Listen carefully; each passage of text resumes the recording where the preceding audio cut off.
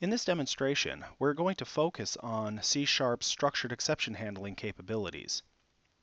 As you are aware, in C#, when you perform an illegal instruction, you end up with something known as an exception or an error. That exception is thrown by the instruction that causes the problem. In this case, we are trying to set it up so we force a divide by 0 exception by dividing x by 0, which is what y is currently. Put a console read line at the end. When we run this code, you'll see we have an unhandled exception, which indicates right here a divide by 0 exception was unhandled. The problem with this particular code is obvious. We forcibly tried to make it divide by 0. But what happens if you can't see the problem ahead of time when you're writing the code? For instance, if the calculation is dependent upon user input. If they input a value that's invalid, it could also cause an exception to be thrown. In that case, you have to guard your code against unhandled exceptions, which could crash your program. The simplest approach is to create something known as a try block. A try block is a block of code. As you can see here, it starts with the try keyword, and then you have these braces, and inside the braces is where you put your possibly problematic code. Now, technically speaking, any line of code you write could trigger an exception. There are occasions, however, where you can assume, unless there are some underlying issues with memory or with the CLR in general, there are certain statements that will not usually cause an exception. For instance, this line where we declare x, y, and z as integers, they're each assigned a specific literal value. Unless we're out of memory, this line of code with these three statements will not cause an exception.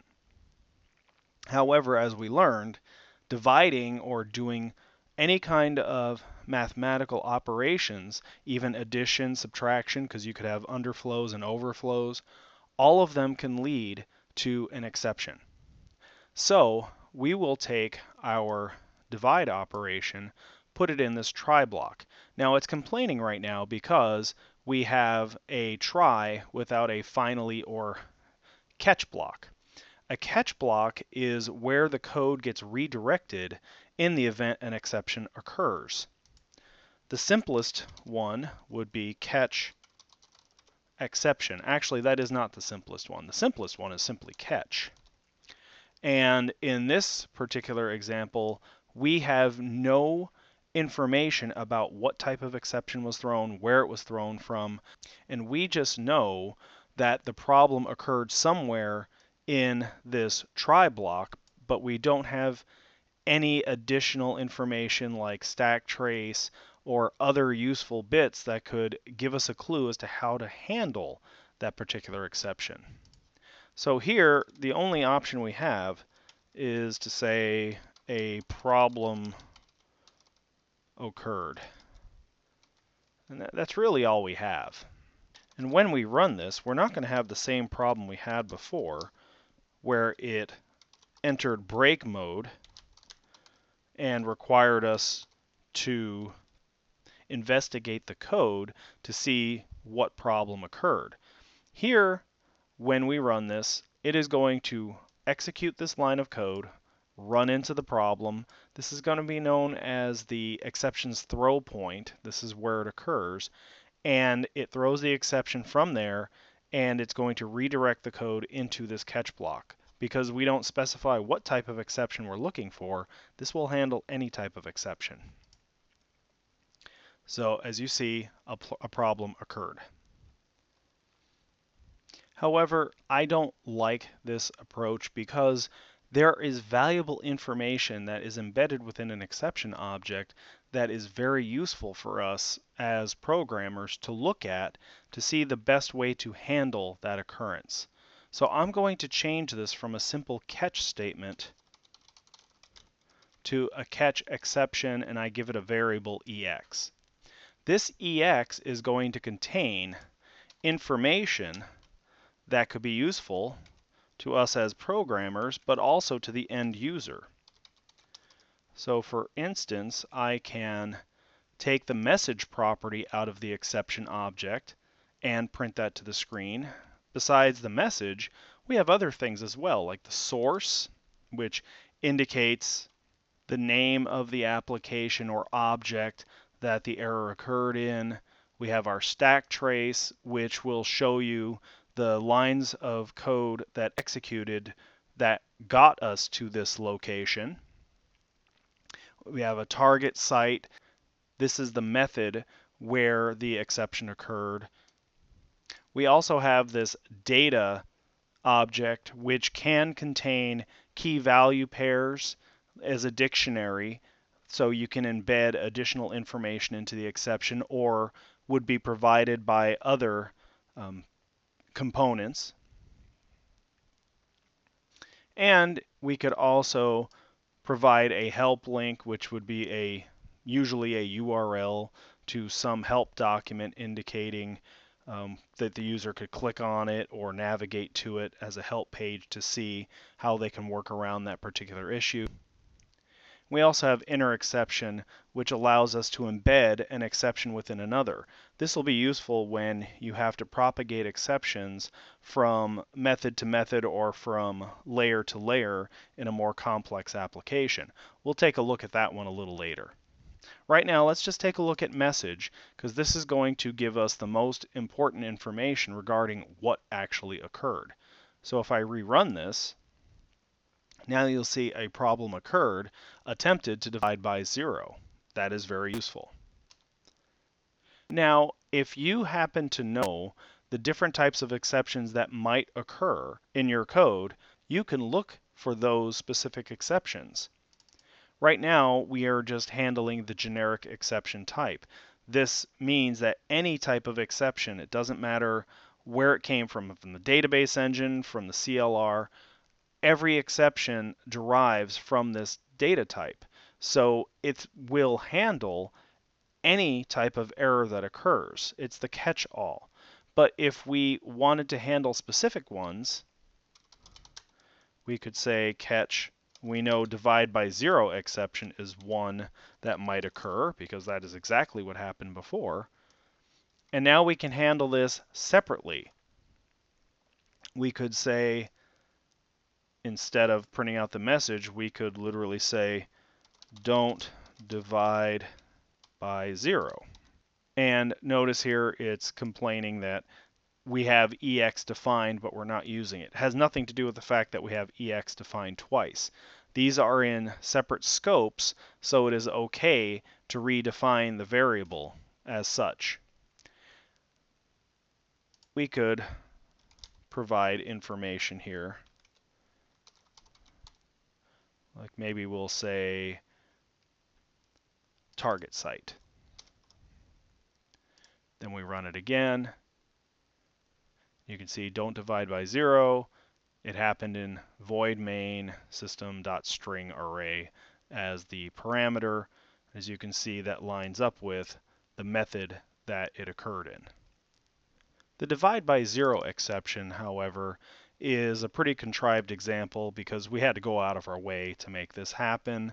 However, this could possibly occur in your real code, so keep it in mind. Let's take a more practical approach to this and look at some real-world examples where exception handling could come in handy. So the first thing I'm going to do is I'm going to create another method. And I'll call this divide by 0. And I'm going to move all of this code into here. Then I can call it from the first method, main, as the initial instruction. So we'll still run through all of that code. Now what I'd like to do is create another method that maybe will prompt the user for some information, like maybe ask them to enter an integer. And as you know, anytime the user types in information at the console, it comes in as a string. So there's no guarantee that the data coming in is going to match the expected format. So we have to take that into consideration, and we can use exception handling to look for problems with the format of that data. So we'll create this method as an int return method. We'll call it get int from user. They'll have to provide a prompt and a minimum value and a maximum value. We'll assign that to be 0 int.max value for the defaults. Then we are going to create an int called result, and at the end, that's what we're going to return. So that will take care of that error we were seeing momentarily. First thing we need to do is prompt the user with the given prompt. Then we are going to read in whatever it is they type in. Now, I know we could use the int.tryParse method, and this will keep any exceptions from occurring. That's what the whole point of the try-parse methods are, is it will absorb all of the exceptions and simply return true or false, indicating if there was success or not. But for this example, we're going to use the standard parse method, and that way there is no guarantee that we can parse the data successfully if the user enters something invalid. So if we were to do a parse, normally we'd just put in input here, and the result would be assigned to our result variable. If we were to leave this as it is, and the user enters something like ABC, normally that is not convertible into an int unless we tell it to accept hexadecimal digits. Let's just say the input value was a Z. Then that is going to cause an exception. It could be a format exception or some other type of exception. And it is going to throw the exception from this location. And then when we call get int from user at this level, we have to give it a prompt. Enter a number, say 1 to 100.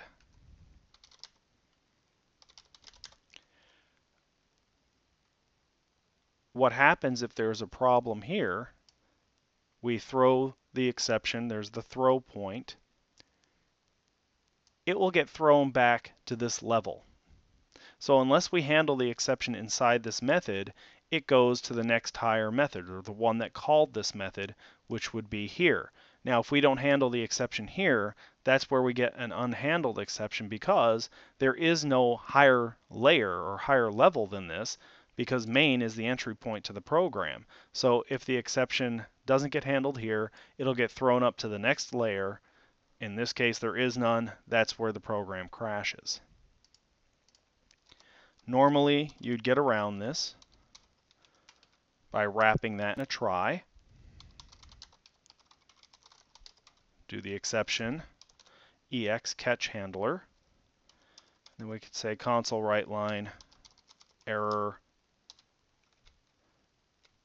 Let's use string interpolation again. EX.message.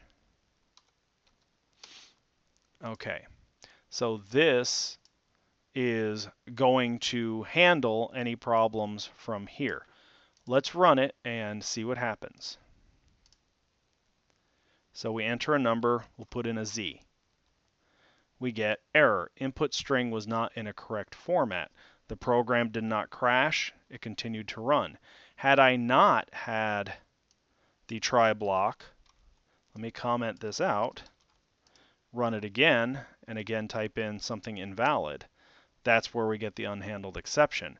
We see this as being the throw point, but nothing higher handles the exception, so it will crash the program. In this case, it enters break mode in Visual Studio, but if it was a release mode program, then we would have crashed the application. I'll put those try and catch statements back in here. But what if we wanted to handle the exception internally inside of getInt from user? That way, if they do enter something bad, we can continue to prompt the user to say, that was bad input, please give me something better, until they finally give us a good value. In that case, we're going to want to have the try block at this level instead. So what we need to do is create some kind of loop. And we'll say bool good equals false. Good simply meaning we have a good result. While not good, we will execute this code. Here then we prompt the user, we ask for input, and then we have the int parse. Well, we know that this could be problematic, so that's where we're going to put the try block, and I'll copy this catch. So next, what we need to do is tell the user they did something bad. Let's look specifically for format exception. In this case, we know we want to tell the user the input was invalid. We could say it must be between min value and, better end that, and max value. So that will be the error. We don't have to say good is false because it'll stay false until we tell it otherwise. If this happens, we have successfully handled the exception. There's no other code we want to execute in this loop. We want to go to the next iteration. So that's where the continue command comes in handy. So now it'll jump right back up to the while statement.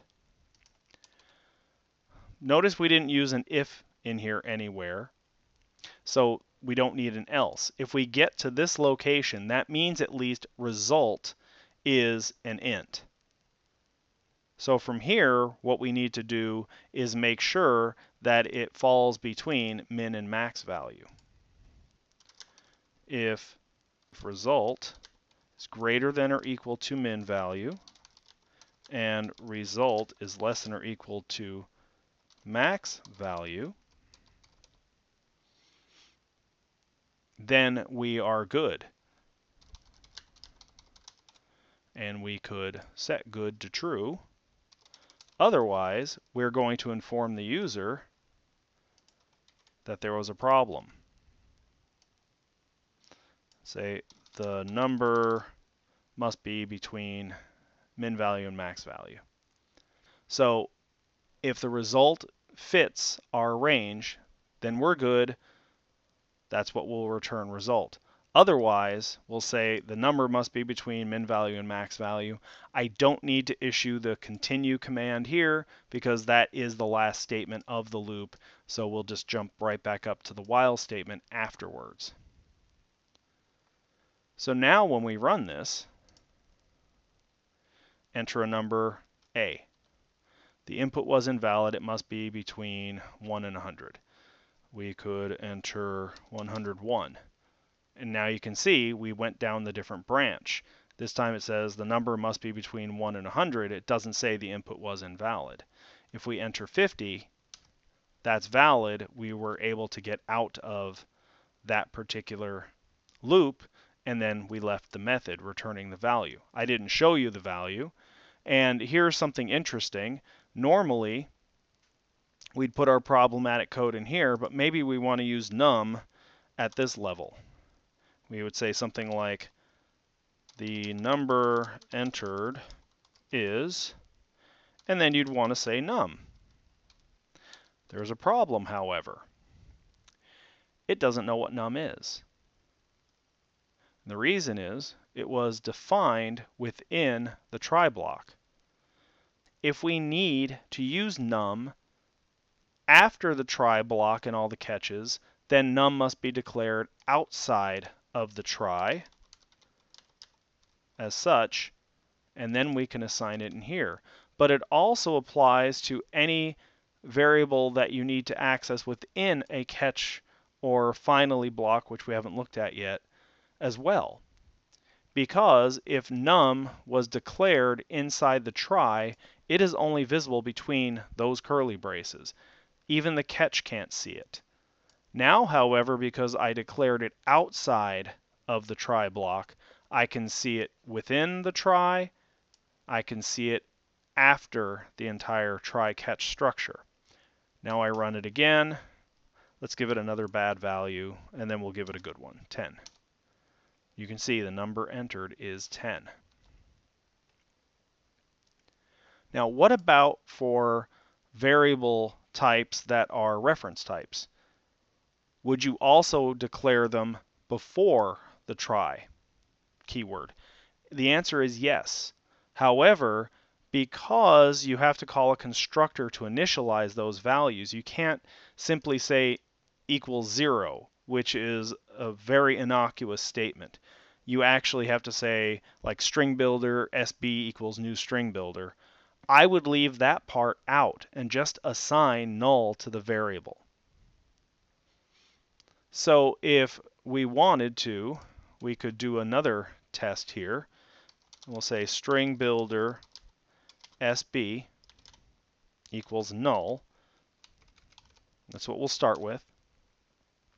Then we'll have our try block with our catch, whatever we happen to catch. Now, inside of the try block is where I will initialize it. Why did I explicitly say SB equals null here? It's just for completeness. C# doesn't like you to use variables before they're initialized, and if I left this off here, there is the chance that SB may be used without formally assigning a value to it. Rather than run into that eventuality, I simply assign null at this level, and then when I'm ready to give it a real value, I'll do that inside the try block. As I said, this could lead to problems. If I were to initialize this to something greater than could fit in memory capacity, like int.maxValue, this right here will compile, but running it, however, is going to be problematic. Let me go ahead and put another console write line in here so we can see what the result of this is. So we enter 1, and as you can see here, the error is exception of type system.outofmemory exception was thrown. So it didn't like us trying to create a string builder that was 2 billion characters long. It just exhausted memory. So rather than take the chance of possibly running into issues by declaring and initializing all in the same line, I declare outside the try block, initialize inside. Now clearly this is dangerous, so we're going to put something reasonable in there.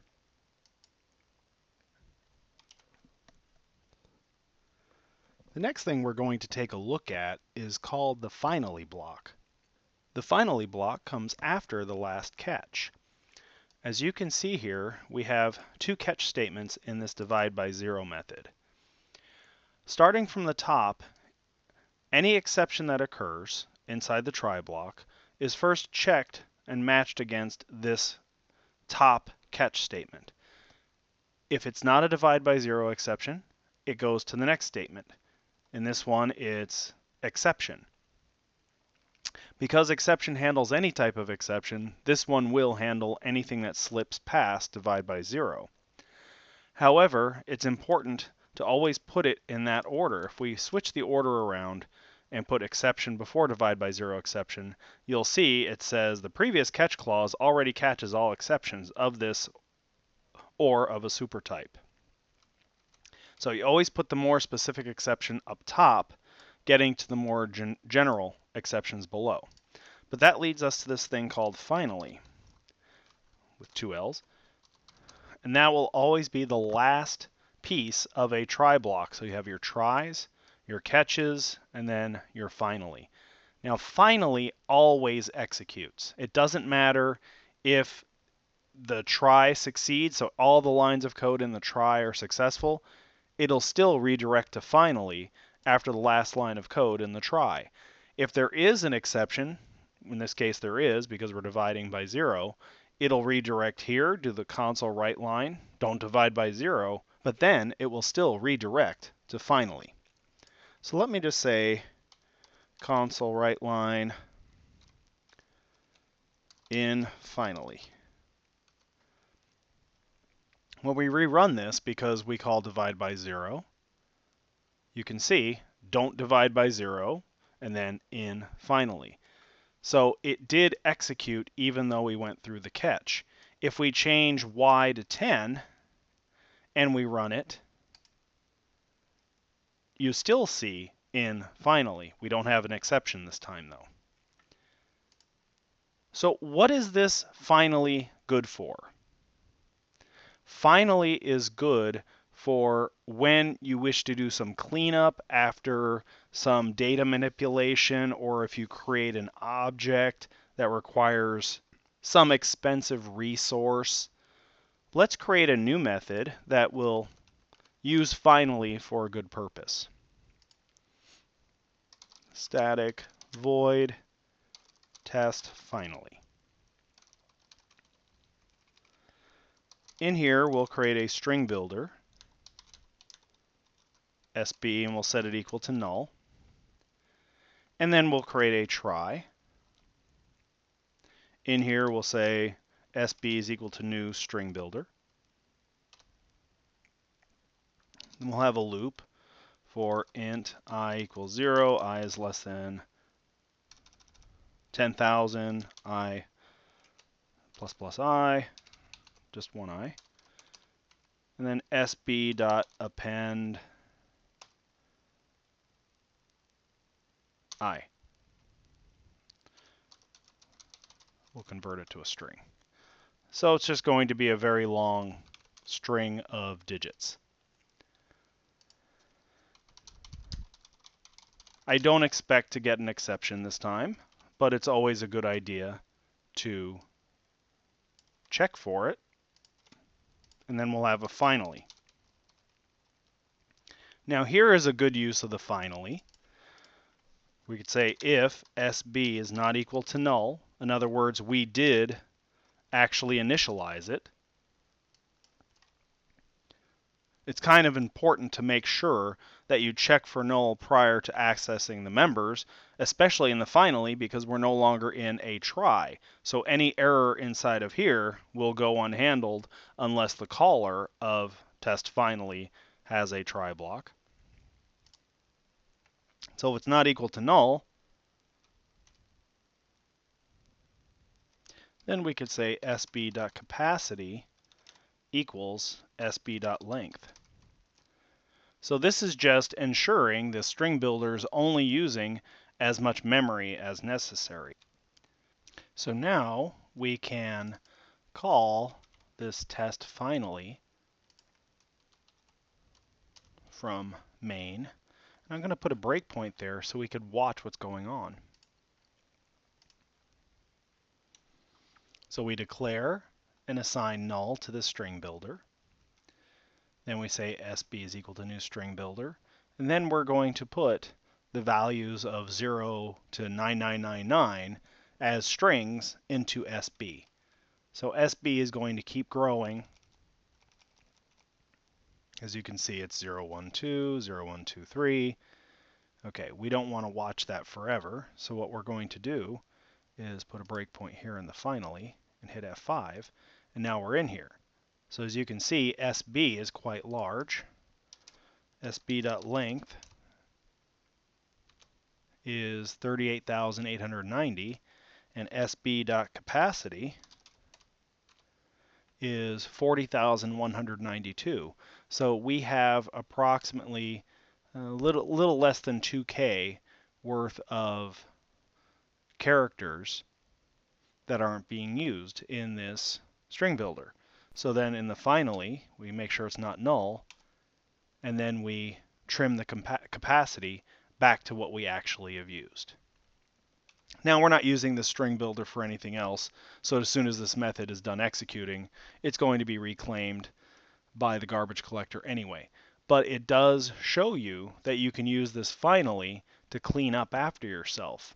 Now, if instead of trying to minimize the memory usage of a string builder, you decided to use this for database connections, like you have a database connection you open at the beginning of the method, you use the database connection within the try, and then you close the connection in finally. This way that resource is available to something else that may require a database connection because they could be limited resources. Some versions of different database engines only allow you to have so many simultaneous connections. So if your methods weren't good about closing the connections when they were done, you could run out of resources. So far, all of the examples of exception handling in this demo have been reactive. In other words, somewhere in the code, an exception's being thrown, and we are reacting to that by handling the exception. But that's only part of the story. It is entirely possible for us to throw our own exceptions as well. So when we are processing data in a file or trying to parse data entered from the console window, we have the option to forcibly cause an exception to be thrown where the caller then is responsible for dealing with that particular exception. Let's take a look at that pattern. We are going to create a method similar to getIntFromUser, except instead of looping and dealing with the exceptions internally, we are going to read the input from the user, and if it fails, we are going to throw our own exception from that method, and then it's the responsibility of the caller to deal with that exception. So let's copy getIntFromUser, and this time we're going to change it to getDoubleFromUser. And we'll make this a double as well.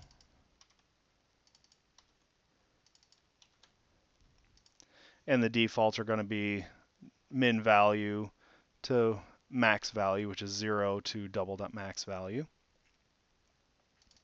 The result is going to be a double.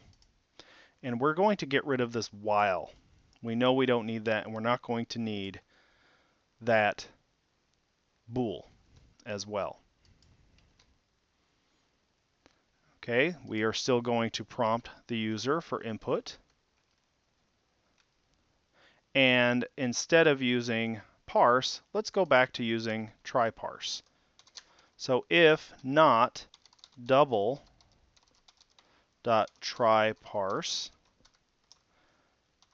input comma out result, this means there is a failure. So if there is a failure, in other words, try parse returns false, then we'll throw a new format exception,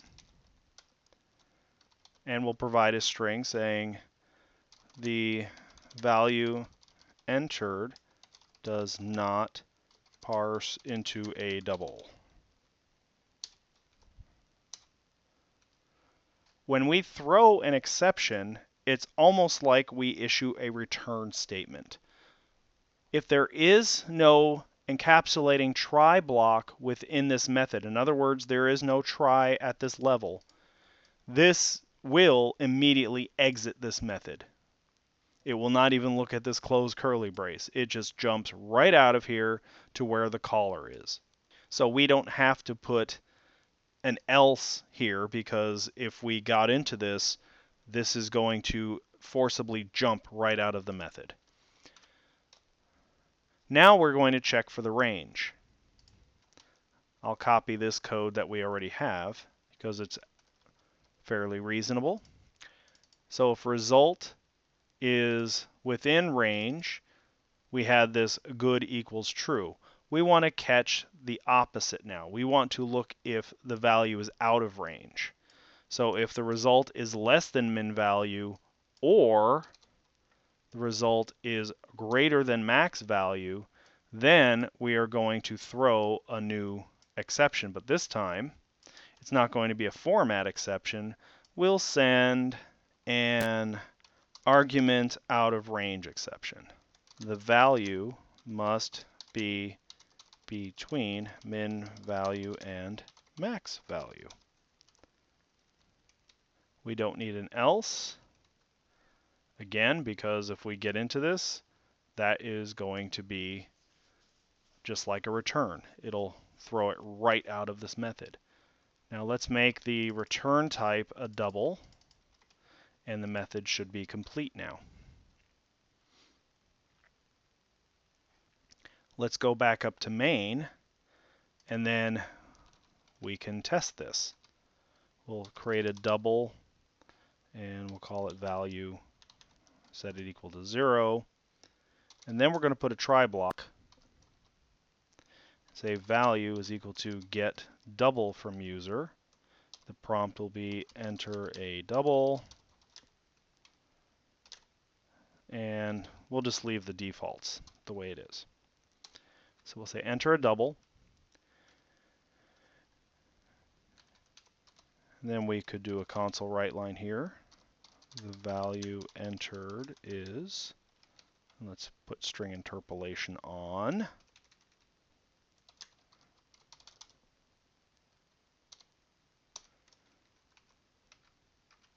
Then we need our catches.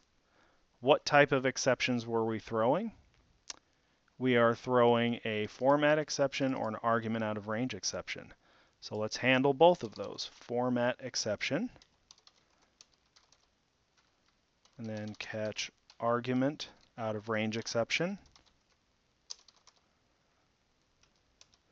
And then we could handle the catch all. So any other possible exception. And for now, we can just put the same console write line statement for each. We'll tweak it a little just to show you that they are in fact different. We'll say number 1, error, number 2, error, and number 3, error. I don't recommend this for production code. I just want to be able to show you that we are falling into different catch statements when we run this code. I'll click Start. We can get rid of the test finally. Breakpoints. Enter a double. Let's put in a double, 1.23. The value entered is 1.23. Everything worked great. What happens if we run it and this time we put in A? Now we got the first one. Error, the value entered does not parse into a double. That worked out perfectly. Let's move back up here because that was number 1.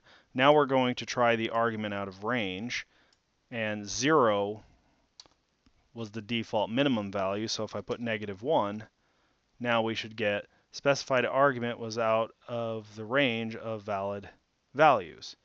And here is parameter name. The value must be between min value and max value. Getting another type of exception out of there is going to be tricky because the rest of the code is fairly innocuous. The best that I could do is simply throw an exception here. Just say throw new exception, test, going to complain that we don't need this return statement anymore. But this is just as a demonstration. When I put in a legal value, we get that test message. I will remove that as it is kind of silly code. Finally, I'd like to discuss exception propagation and rethrowing exceptions. Let's assume we have a series of methods, and we'll be really creative with their names. It'll be static void A, static void B, and static void C. And A is going to call B, and B is going to call C. And as you probably guessed, we'll call A from main. So this is the entry point of our program. We do the divide by zero test, then the test finally. Then we're going to call this A method. A simply calls B, which then calls C. And inside C, all we're going to do is throw a new exception. Say this is C's exception. Now what happens is when this is thrown from this point, B has the option of handling that exception by putting this call to C in a try block. If not, then we could also put it here inside of A. So let's do that first. Let's put a try block here. Exception, we'll say EX. And we'll print out the error message here. When we run this code, you will see that when we execute, we call B, which calls C, and then we throw the exception. It's going to propagate straight through B and be handled here in A. And you can see it. This is C's exception, and that's what we printed. How do we know that for sure? Well, let's go ahead and say A as such. Now we can run it, and you can definitely see that is where we handled the exception. So as long as there is an appropriate catch, try-catch handler upstream, we are safe from that dreaded unhandled exception.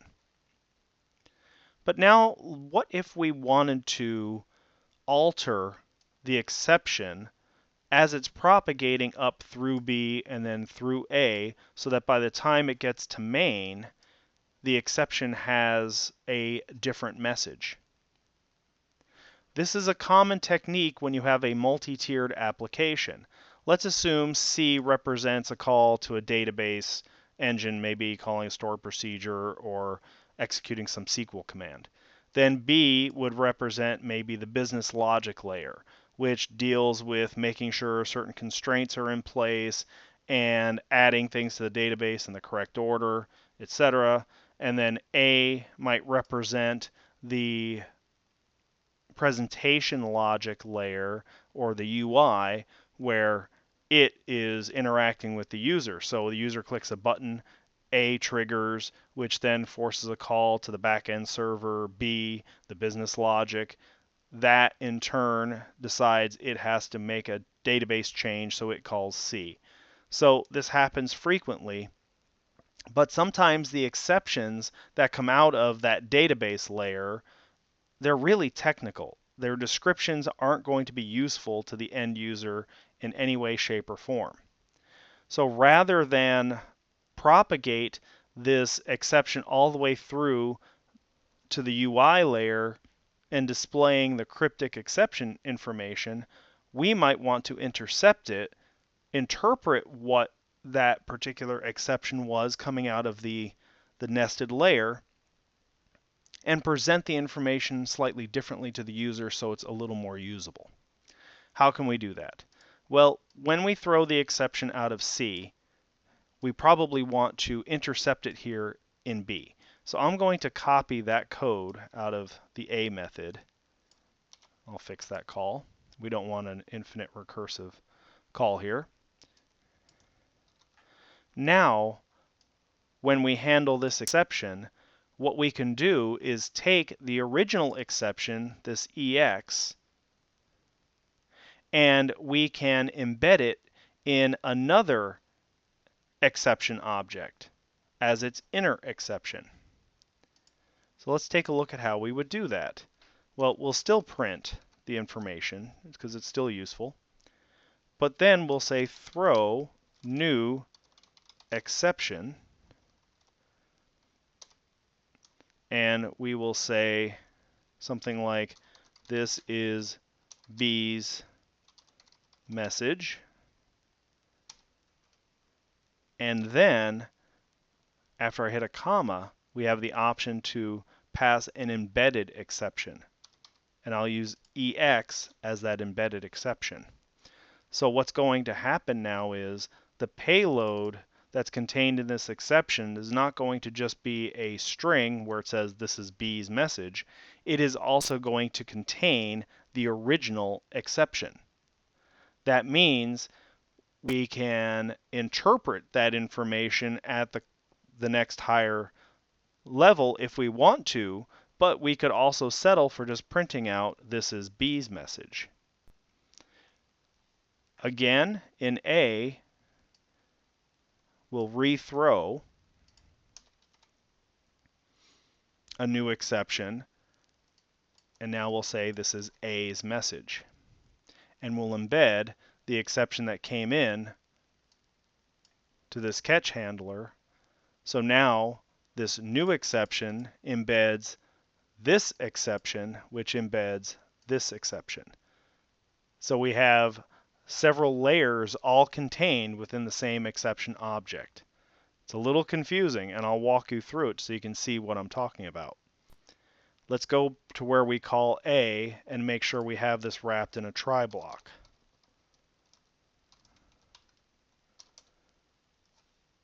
And I will copy this catch here, and I'll just say catch exception EX, and then I'll print out the error. So when we run this, you can see error, this is C's exception, and then an A, error, this is B's message, and then we get to this top layer, this is where we are right here in main, and say this is A's message. And because we printed out the exception at every level, that's why you're able to see them all. But let's say we didn't do a console write line in A or B's catch. And when we run this, and then I'll put a little delimiter in here, new string, so 30 little equal signs. You'll see all we say is this is A's message. If we wanted to see the embedded exception information, then we have to look at the EX object's inner exception.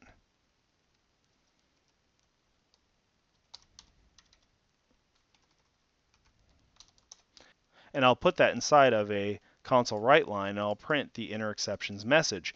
Now, this is not safe code because we don't know for sure there is an inner exception. If there isn't, this is a null reference exception that we're causing to happen. But I know there is just because of the way I wrote the test. Hit F5, and then you can see, oh, this is B's message.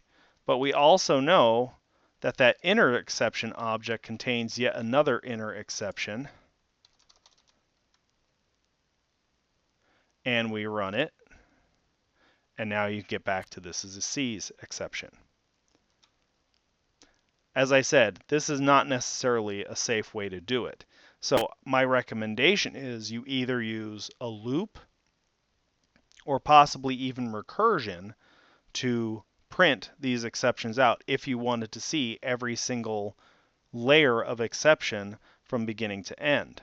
So up here, right above main, I'm going to slip in a method, and I'll call it print exception. It'll accept an exception object, EX, and then something called level. Okay, then what we can do is console write new string space and then level times 4. Now what did I just do here? Well, for every level that we're on, as we're getting more nested, we are going to indent 4 spaces. So the initial call, we'll say it's 0 by default, will not be indented at all. Then we'll say console write line ex.message, and then we will do some tail recursion here, print exception ex.inner exception. And then we know to exit if ex equals null, then return. And when we call print exception recursively, we'll add 1 to level. So it is going to, in the initial call, comes in with an exception object and level will be 0. If the exception passed in is null, we return. We're done. Otherwise, we print some number of spaces for an indentation, and then we print a message to the right of that indentation. As a matter of fact, let me get rid of the line here because we don't want to do a carriage return there. And then we'll call print exception recursively, passing in the inner exception of the exception object. So EX is inner exception object, and then we increase level by 1. So when we get in here, we could say print exception EX. We don't have to pass the level because it's going to default. Now when I run this, you'll see this is A's message, this is B's message, this is C's exception. So it shows you how each of the exceptions were embedded in another exception all the way from C up to A. Occasionally, however, you do not wish to throw a new exception from a catch block. You do wish to throw the exception, but you don't want it to be a new one. You want to rethrow the exact same exception. In other words, you're just going to let it pass through. Maybe you put the catch here specifically to log the information somewhere to a file or to the event viewer, but you don't want to fundamentally change the exception that was thrown from the original throw point. Like here, we have this as the original throw for this exception. And then as soon as we get to B, we catch that exception, and now we're altering it because we are not throwing that same exception up to the caller. We are creating a new one and embedding the original exception. That's different.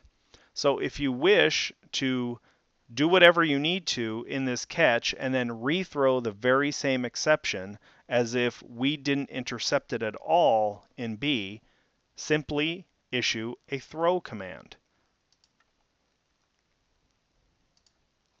such as this. That will rethrow the original exception in an unadulterated form. In other words, it will not be modified at all. It will contain the original throw point, the source, the target site. All of those will be retained without any changes, because as soon as we threw a new exception here, now this is the throw point.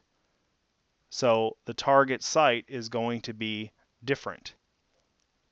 So just use your common sense here. So if you want the original exception to make it back up to the caller in its original form, don't throw a new exception. Rethrow the original just by saying throw semicolon. You could also say throw EX semicolon, but it is slightly different in that all of the information will still be the same, except this throw EX will become the new throw point. So it will change the information in the exception to the caller.